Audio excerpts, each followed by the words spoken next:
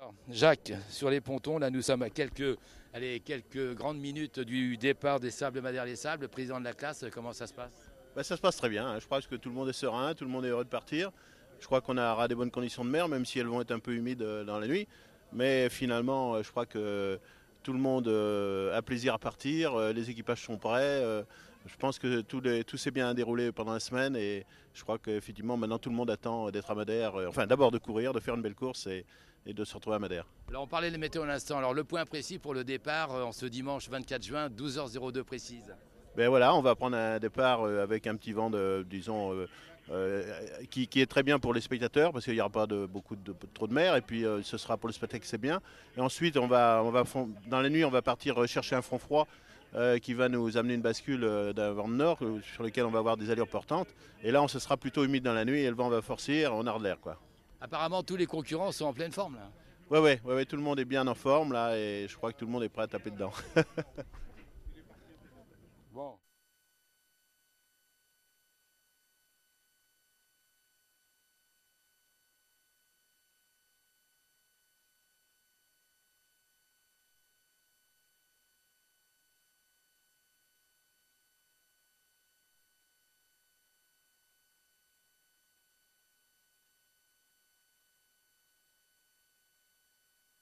Je cherche l'efficacité, mais je pense qu'avec André, il n'y a pas de souci, dans la mesure où c'est un vieux routard des mers, et effectivement, il connaît très bien les contraintes qu'il y a à la vie en couple sur un bateau. Et je crois qu'effectivement, il a aussi des qualités naturelles qui sont la simplicité, plein de sourire, une certaine, voilà, un plaisir d'être sur l'eau. Et moi, ça me suffit pour effectivement faire en sorte qu'on s'entende, quoi. André, donc pour toi, les qualités de Jacques et deuxième question, est-ce que c'est aussi un parcours de qualification pour la prochaine Transat Jacques Vabre? Oui, effectivement, cette course va participer au fait qu'on va essayer de se qualifier. On va se qualifier de toute façon pour la Jacques Vabre, c'est certain. Derrière ça, naviguer avec Jacques, ça sera vraiment du bonheur parce que Jacques a un charisme pour lequel on ne peut que adhérer. Et puis, j'avoue que derrière ça, moi, je vais faire tout mon possible pour qu'il soit fier de moi. Alors nous entreprenons, l'entreprise est au rendez-vous, quand même une petite explication. Là. Ah, nous entreprenons, c'est une idée de Jacques, ça, nous entreprenons. Je crois que le mieux pour en parler, même si j'adhère totalement, c'est quand même Jacques qui est à l'origine de tout ça. Donc je pense que la parole revient à Jacques. Alors tu vois, Eric commence à renvoyer la balle sur les pontons, hein, c'est facile, les camarades. Alors nous entreprenons, Jacques, bonne question, bonne réponse. Oui, non, nous entreprenons, c'est un message. En fin de compte, c'est une continuité d'une vie professionnelle active. Et puis, j'avais envie de porter ce message, effectivement, dans ma phase, disons, sur l'eau, quoi. Donc, effectivement, j'ai fait adhérer un certain nombre de chefs d'entreprise, d'écoles, enfin tous les gens qui veulent bouger finalement, hein, puisque ce n'est pas lié uniquement à l'entreprise, c'est lié à tous les gens qui ont envie de bouger, de faire les choses, de faire avancer. Et je pense qu'on peut y faire adhérer beaucoup de gens, quoi. À bord du bateau Apart City avec Yvan Noblet et Patrick Morvan, qu'on ne présente plus comme un vieux briscard des mers. Donc Yvan, cette course est bien partie maintenant, c'est une nouvelle classe. Est-ce que tu es content de partir avec Patrick et comment tu perçois une course en double sur une classe 40 comme celle-ci? Alors je suis très content de partir avec Patrick, enfin on peut refaire une course en double parce que ça fait très longtemps qu'on n'a pas eu l'occasion. Et non, on a couru un peu ensemble en mini au début quand je commençais en mini, mais bon là le niveau est quand même mieux de mon côté donc ça va être assez équilibré. Et puis ouais, je suis très content de courir en double sur ces bateaux là parce que je viens de faire la route du Rhum en solitaire. C'est vrai que on s'amuse bien mais bon il y a toujours une petite retenue à envoyer de la toile tandis que là on va vraiment tirer dessus comme il faut et moi ça me fait très plaisir. Ouais. Très bien, on présente Patrick Morvan qui est un grand skipper des jet service des années 80 sur les grands multicoques, il revient en course en double. Ça fait quoi de repartir sur une course au large comme ça avec quelqu'un que tu connais bien sûr, un petit peu de ta famille quelque part? Ouais, bah, le plaisir c'est de naviguer hein, surtout, donc il me fait plaisir c'est qu'on va pouvoir exploiter le bateau, on a fait ce bateau et on y croit, donc on va essayer de le faire marcher au maximum et je crois que tout va bien se passer. Donc une ambition de résultat, 5e de la route du Rhum. Sur les pontons on dit que vous êtes les grands favoris de cette course. Comment tu perçois comme être favori ou tu dis il faut faire ce qu'il faut se donner à fond et puis après on verra le résultat?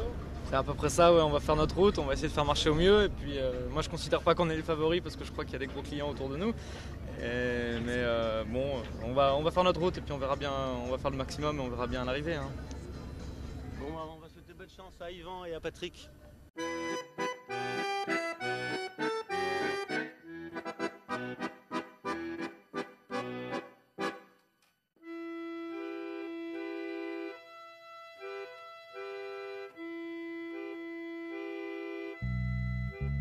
Je me souviens du bord du mer, avec ses filles au temps si clair. Elle avait l'âme hospitalière, c'était pas fait pour me déplaire. Naïve autant qu'elle était belle, on pouvait lire dans leurs prunelles qu'elle voulait pratiquer le sport pour garder une belle ligne de corps. Et encore, j'aurais pu danser la java. C'était chouette, les filles du bord de mer. Chouin, chouin, chouin, c'était fait pour qui savait y faire. Chouin, chouin, chouin.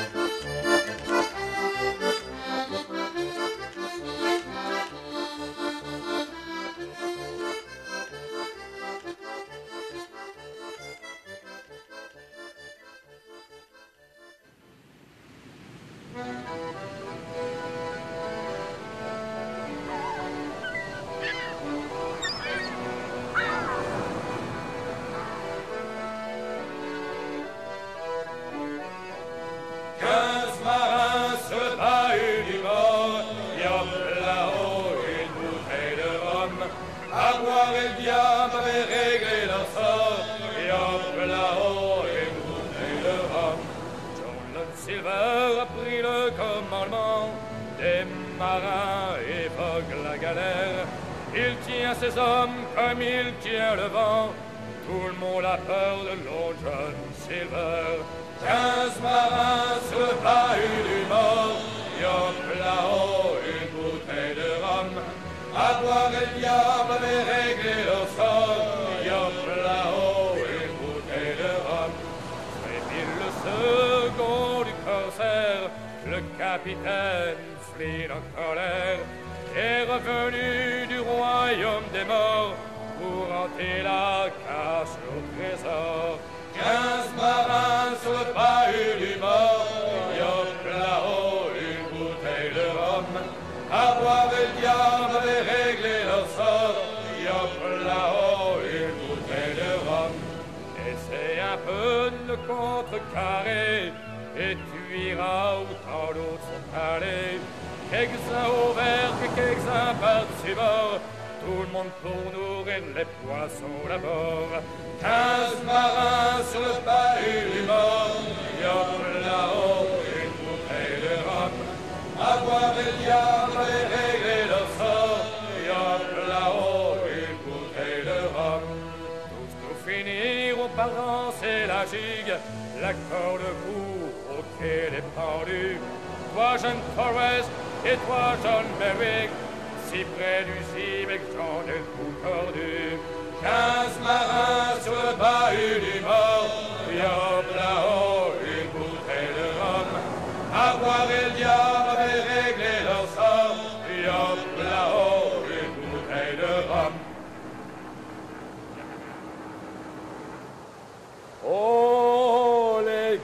la grand voile a besoin de nos bras. Plus il y a de voile, plus on étalera. En bras du cric-crac, en bras bien matelot. La grand voile et nous on s'arrangera. Oh, le filin dans l'eau m'a fait craquer la peau. Oh, les gars, les huniers ont besoin de nos bras. Comme dans un lit, le vent s'y couchera. En bras du cric-crac, en bras bien matelot. Les huniers, nous on s'arrangera. Oh, le filin dans l'eau m'a fait craquer la peau. Oh, les gars, le navire a besoin de nos bras.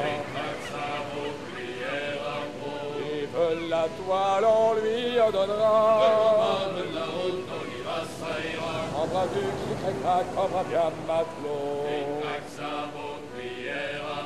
Le navire et nous on s'arrangera. Oh, le filin dans l'eau m'a fait craquer la peau.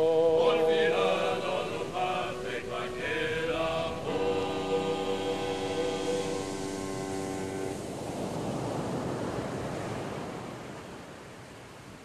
Alors, tout de suite, on retrouve Éric Dumont à bord du bateau Palatina pour les Sables Madère. Les Sables, départ dans quelques minutes. Alors, donc nous sommes sur le plan d'eau des Sables d'Olonne pour la première édition de la course Les Sables Madère avec un plateau de 10 coques de 40 pieds. Ce sont des bateaux qui sont identiques en longueur, identiques en hauteur de mât et en voilure. Donc c'est des bateaux qui sont très proches en vitesse. C'est la première édition, donc il n'y a pas beaucoup de bateaux cette année, mais on pense que dans 2 ans, tous les 2 ans, cette course risque d'être un grand rendez-vous nautique d'une flottille de 40 pieds qui est quand même assez dense en France, puisque la dernière route du Rhum a montré une quarantaine de 40 pieds. Nous sommes à 8 minutes du départ actuellement. Le plan d'eau est pour monter, une mer un peu hachée, courte, avec un vent de sud-ouest de force 4 à 5. Un ciel assez bas, assez chargé, un mélange de lumière et d'éclat. C'est vrai qu'il y a des très très belles couleurs sur l'eau. Mais ce départ va être vanté, donc un départ musclé, on va dire, un départ costaud pour des marins qui sont aguerris à la mer, puisque la plupart des skippers sur le plan d'eau ont participé à la route du Rhum en solitaire, alors que là, cette fois-ci, ils sont en double. Le double, c'est vraiment du bonheur, c'est du bonheur de naviguer pour des équipes sportives qui se préparent pour la Transat Jacques Vabre, qui est aussi un parcours de qualification. Là, vous venez d'entendre le signal des 5 minutes. Alors, Éric, le signal des 5 minutes, on va tâcher peut-être de se mettre un peu moins dans le vent si c'est possible, et pour vous dire que apparemment c'est des conditions qui vont plaire à Jacques Fournier et à André Jantet, les skippers qu'on a interviewés sur les pontons il y a quelques minutes, pour la bonne raison, c'est qu'ils adorent la baston. Alors c'est bon pour eux ça? Oui, tout à fait. C'est vrai que pour certains marins aguerris comme Jacques Fournier, André Jantet, qui sont un plus des habitués de la course au large, André Jantet qui a fait plusieurs mini-transats, Jacques Fournier qui est aussi un habitué des grands parcours. Ils ont fait aussi la plupart le skipper d'Islande. C'est des courses difficiles qui partent donc dans la mer d'Islande. Donc c'est des bateaux qui sont très marins, des bateaux qui passent partout. Ce sont des petits frères des 60 pieds du Vendée Globe. C'est des bateaux qui sont larges du tableau arrière, des bateaux assez ventrus, des bateaux assez puissants, rapides au portant. Et c'est une course de portant, une course qu'on annonce arriver à Madère dans peut-être 5 jours. Le départ est imminent, carte postale superbe, beaucoup de bateaux en mer? Il y a pas mal de voiliers, pas mal de petits bateaux moteurs. Il y a un petit souci d'organisation parce qu'il y a quelques voiliers, quelques bateaux qui gênent un petit peu sur la ligne. Donc il y a des Zodiacs qui viennent faire un peu la sécurité en demandant à chacun de s'écarter. Et donc il faut vraiment dégager la ligne, il faut monter pour pas gêner les voiliers. Ce sont des voiliers qui ne sont pas toujours manœuvrants, hein, surtout quand il y a beaucoup de monde comme ça sur l'eau. C'est un semblant de Vendée Globe, c'est les prémices dans un an et demi, donc une grande course. Et c'est vrai que tous ces skippers sont pas des stars de la course au large, sont pas des gens d'une notoriété forte, mais pourtant des très bons marins. Avec sur Aparcity, un certain Patrick Morvan qui a 61 ans. Participe à sa énième transat ou énième course, et il y a un mélange d'amateurs, de professionnels, de semi-professionnels. C'est une belle course, il n'y a pas un grand favori, mais ils ont tous leur chance. ça va jouer à l'endurance, ça va jouer à la motivation, ça va jouer à la tactique. Donc une course ouverte et qui va donc montrer un parcours difficile aussi, puisqu'il y a quand même un retour. C'est un classement en temps. Donc il y aura une première étape à Madère avec le temps de chacun et la deuxième escale, la deuxième étape qui sera aussi un classement en temps. Et celui qui aura le moins de temps aura gagné cette course. Donc une course qui est quand même en deux étapes. Alors pour toi, Éric Dumont, notre commentateur officiel ô combien sympathique, avec des vents, des globes à ton actif, des courses au large, enfin bref, une très belle carrière. Un petit peu la nostalgie de voir partir les copains? Nostalgie non, parce que bon, quand on a la nostalgie, quand on a essayé d'y participer, puis qu'on n'y a pas réussi, comme je pense à un grand déçu qui est quand même David Lefebvre avec Guillaume Le Fur qui aurait voulu faire cette course. Bon, ben, je pense que pour eux, il y aura sûrement un pincement au cœur de ne pas y être. Pour moi, aujourd'hui, j'ai complètement changé de direction, j'ai pris une autre orientation et aujourd'hui, participer aux commentaires de cette course me fait plaisir, me donne pas de nostalgie. J'ai fait mon parcours, j'ai fait mon temps. Et aujourd'hui, c'est plutôt du plaisir d'être sur l'eau, de voir mes copains partir. C'est un grand plaisir en tout cas, Eric. On se retrouve dans quelques instants pour le départ en direct. Attends, j'écoute la chef en même temps qui donne le timing. Hein. 5 minutes. C'est les 5 minutes. Dans 5 minutes, le départ. Recule, recule, recule.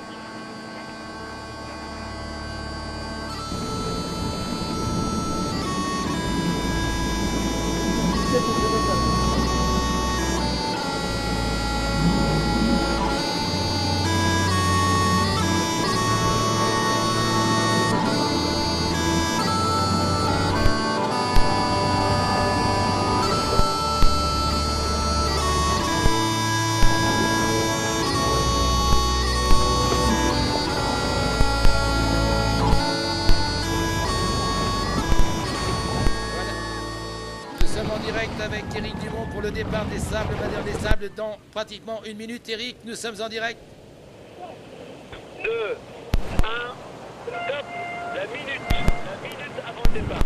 Alors Éric. Ils sont positionnés, le vent de tribord à mur, le vent de droite. Nous entreprenons, Jacques Fournier, André est très bien passé. Pour le moment, les mieux placés sur la ligne.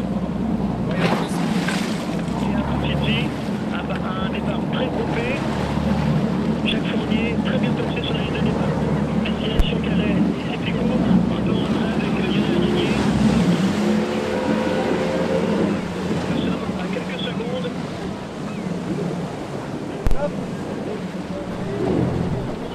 Le top canon. 3, 2, 1. Avec Éric Dumont en direct sur le bateau Palatinat. Michel, c'est le propriétaire du bateau, l'équipe de presse est à bord du bateau, nos amis de France 3 et la radio de la mer, en direct avec Éric Dumont. Quelques secondes de patience. 3,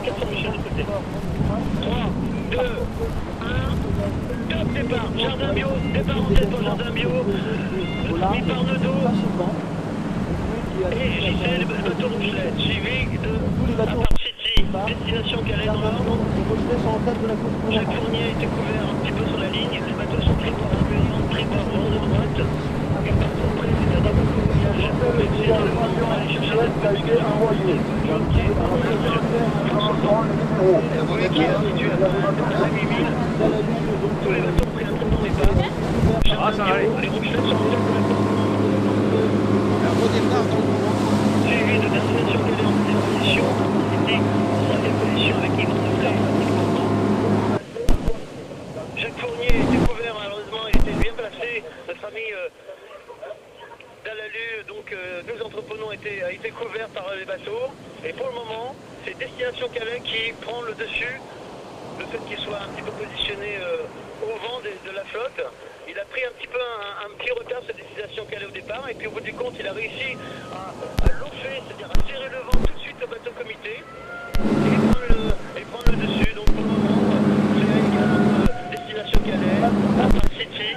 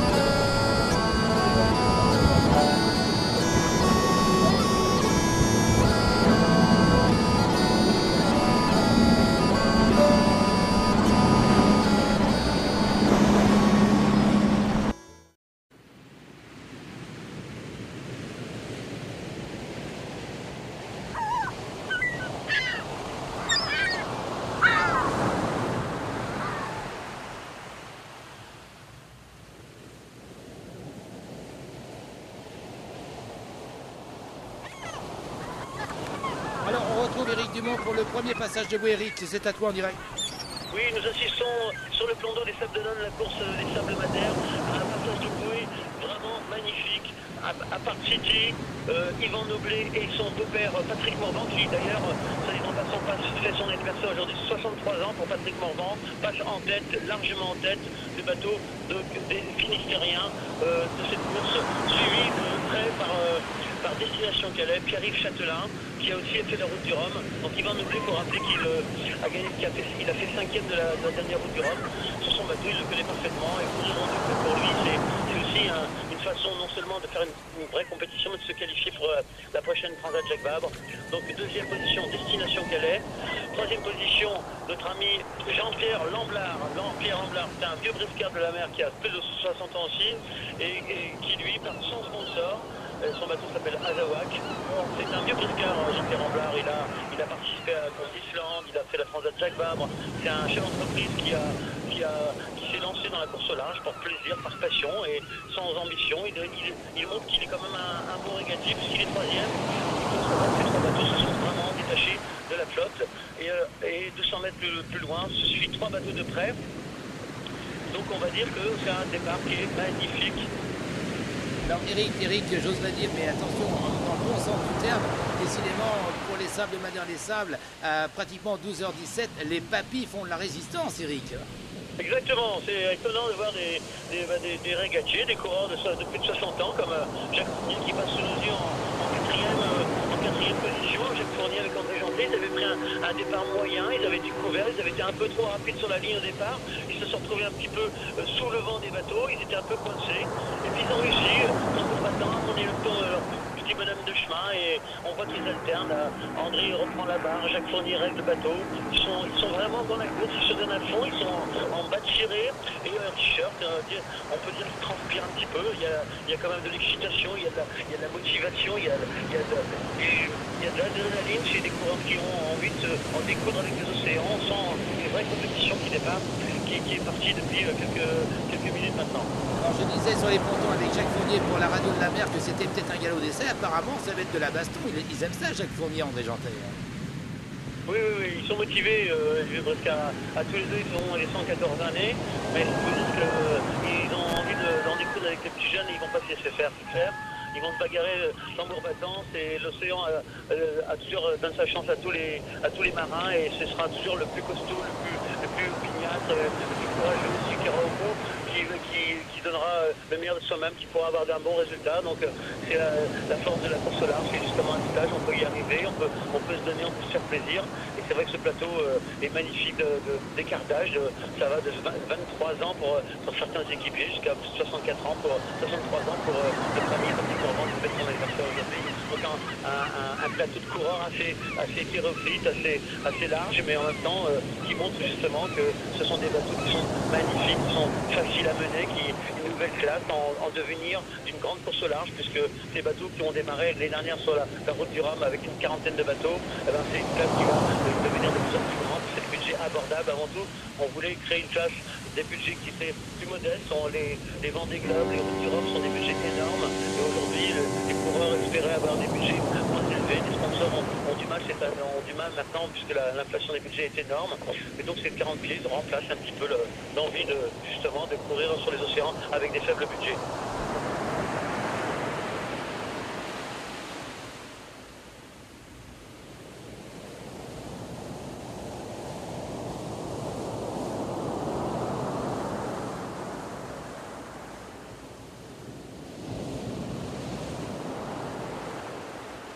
Alors, on retrouve Éric Dumont en direct. Éric.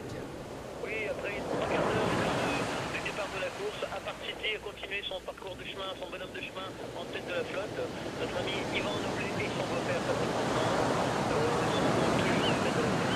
passer la deuxième marche de parcours. C'est une bouée cylindrique orange qui est située à côté de la Chambre. Pour ceux qui connaissent, c'est une bouée d'eau saine dans la baie des Sables d'Olonne pour faire profiter le spectacle des Sablés sur la plage où on voit quand même un petit peu de monde actuellement sur la plage des Sables d'Olonne.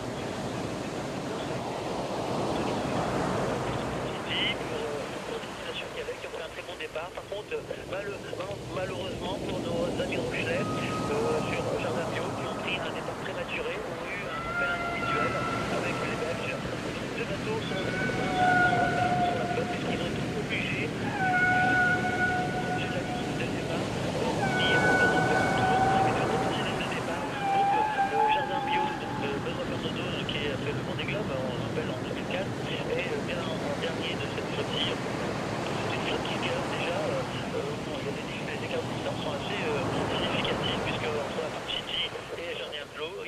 près déjà 3 à 4 000, donc c'est pratiquement 20 minutes, une demi-heure de décalage déjà, où la flotte se tire comme ça. Il y a un groupement de 2 bateaux en tête, un troisième, Jean-Pierre Amblard, qui suit de très près avec Lionel Régnier sur ses ficots et bien sûr notre ami Jacques Fournier sur Nous Entreprenons qui a un petit déficit de vitesse, le bateau de Jacques Fournier. Il avait un petit souci de réglage. Bon, c'est vrai que les départs sont toujours un peu à la recherche de la vitesse. C'est des bateaux qui se jouent les uns les autres, qui se connaissent à travers la route du Rhum. Mais maintenant, c'est vrai qu'en double, on ne mène pas les bateaux comme on les mène en solitaire. En solitaire, on mène les bateaux à 30% de la possibilité, alors qu'en double, on est à 70, 80, voire 90% du potentiel des bateaux. C'est ce qui fait la force de la Partie City, puisque Yvan Noblet, qui a un régatier, qui a quelqu'un qui a navigué sur les dériveurs, qui a fait ce qu'il y a dans la dernière route du Rhum, avec son beau-père Patrick Morvan, qui est un coureur de course au large, qui a fait les années de jet service sur les gros multicoques. Donc un duo gagnant, les ont annoncés favoris sur les pontons depuis des jours et ils montrent justement qu'ils sont à la hauteur de l'événement. Mais écoutez Eric, en tout cas, Eric, très belle carte postale en direct du Palatinat, donc belle ambiance sur la mer. Comment ça se passe un petit peu? Une petite carte photo là, une photo là. Magnifique, des couleurs extraordinaires. On passe d'un vert bouteille, un vert turquoise avec un bleu ciel, un bleu marine, différentes couleurs qui va les couleurs de l'arc-en-ciel avec le ciel. Le ciel se dégage de plus en plus vers le nord-ouest. On a un grand ciel bleu sur notre droite, vers qui vient du nord-ouest, et puis vers le sud un peu plus couvert. On est magnifique, un éclat de soleil vraiment flamboyant, et c'est vrai que c'est un plan d'eau extraordinaire de voiles blanches, d'un balai nautique sympathique où aussi se mêlent les petits bateaux comme les Olonois qui sont là, la vedette de la SNSM, les monocoques qui ne participent pas à cette course comme justement David Lefebvre est présent pour saluer ses copains. On va dire le grand perdant de cette course c'est quand même justement Knopf Industries, l'ancien Knopf Industries de David qui est déçu de ne pas partir malheureusement faute de sponsors, et puis des dériveurs, des petits bateaux moteurs, des voiliers, des vedettes, des Zodiacs, enfin il y a toutes sortes de toute la flottille qui font l'eau bien sûr, figure de pro des Sables d'Olonne. Donc tous les bateaux sont là, les passionnés sont là sur la mer pour admirer, regarder de très près ces coureurs d'océan qui ont envie de découvrir avec les océans, avec le golfe de Gascogne. Et je pense qu'ils vont quand même partir sur une course assez costaud, une course forte en émotion, puisqu'ils annoncent du fort vent dans la nuit prochaine. Eric Dumont, très beau commentaire en direct. En tout cas, alors pour le skipper que vous êtes, au combien émérite avec une multitude de courses au large, etc. Émotion, on est vraiment dans la course avec vous, Eric. Oui, on est dans la course. Il faut savoir que le cœur d'un skipper sur un départ de course, sur un départ, pile poil sur le départ et dans le parcours de qualification, peut battre à 200-250 battements à la minute. Hein, le cœur d'un skipper, d'un barreur. Donc on est statique, on est assis à la barre, on est au réglage, mais on est quand même dans des conditions fortes d'émotion et de sensations. Et je peux vous dire que moi je le vis à 100% parce que j'ai connu tellement de départs de course, tellement de moments forts que je sens comment on peut vibrer le cœur du skipper qui quand même prépare cette course depuis le mois de décembre, ce qui avait été annoncé au stade politique par la ville des Sables d'Olonne, bien sûr monsieur le maire monsieur Guédon et monsieur Roucher qui ont envie de sauter sur l'occasion de se dire il y a une flotte de bateaux qui démarre, il y a une nouvelle guerre qui démarre, on va peut-être les aider. C'était la vocation de la ville des Sables d'Olonne de lancer des nouvelles courses avec le Chicoutimi les Sables il y a 5 ans. Ensuite il y a eu les Açores des Sables l'année dernière en 2020. Et puis là la classe 40 qui s'installe définitivement dans les locaux de l'ISO avec Jacques Fournier comme président. Une classe en devenir d'une grande forte de nombre de bateaux. Et là, on voit d'ailleurs sous nos yeux Jacques Fournier et André Janté prennent la 4e position. Ils ont bien mené leur danse. Hein, et Jacques Fournier, il a su se sortir des bancs des autres. Il a su reprendre les wagons. Il a su aussi faire les bons réglages, les s'agir au centimètre près. Sûrement aussi à l'intérieur, aller changer les poids, mettre les poids au vent pour pouvoir stabiliser le bateau, trouver toutes les petites formes pour que le bateau aille le plus vite possible. Et Jacques Fournier prend la 4e position, premier 21, suivi de très près par Lionel Régnier sur ses picots. Donc une très belle flotte qui s'étire quand même déjà sur 4-5 000. Et on voit à l'arrière maintenant toujours Jardin Bio qui finit, la flottille Jardin Bio, Benoît Arnaudot qui a fait le Vendée Globe, l'unique skipper du Vendée Globe d'ailleurs sur cette flottille, ferme la flotte puisqu'il a pris un départ prématuré, est obligé de rentrer au port, repasser la ligne plutôt une deuxième fois. Mais c'est la loi de la course, mais c'est pas fini. Je veux dire, la course durera longtemps, c'est celui qui ira au bout et c'est jamais réglé à l'avance. Je pense qu'on va avoir une belle course pour les prochains jours. Dernier commentaire, donc maintenant, qu'est-ce qui se passe pour les bateaux? Ils filent directement maintenant vers le golfe de Gascogne? Donc maintenant, tous ces bateaux viennent de passer donc, cette bouée dans la baie des Sables d'Olonne. Ils vont aller maintenant virer la bouée de Bourgenais. Donc cette bouée d'atterrissage du port de Bourgenais. Ils vont aller chercher cette bouée et la laisser encore une fois à tribord, c'est-à-dire à droite. Donc les bateaux sont tribord à mur, dans le grand voile à un riz, avec pour la plupart le Ginaker ou le Solem. Ce sont des voiles légères en avant. C'est des bateaux qui filent à 10, 12 nœuds. Donc c'est une bonne vitesse, 24 km/h. Bateaux qui vont vite, qui sont travers au vent. Donc maintenant, prochaine marque de parcours, la bouée de Bourgenais pour après aller directement sur Madère. Bon, bah, à bord du Palatine 5, nous sommes en plein soleil, vous entendez les mouettes. Alors j'ai des mouettes extraordinaires, notre commentateur Éric Dumont, et puis Michel Grenoble, bien c'est le Palatine 5, c'est le propriétaire du bateau, on va en parler dans quelques instants. Allez Éric, petite carte postale du retour, en tout cas, coup de chapeau pour les commentaires. On retrouve le duo Michel Cavard et puis Éric Dumont, je crois, avec une fibre style Vendée Globe là.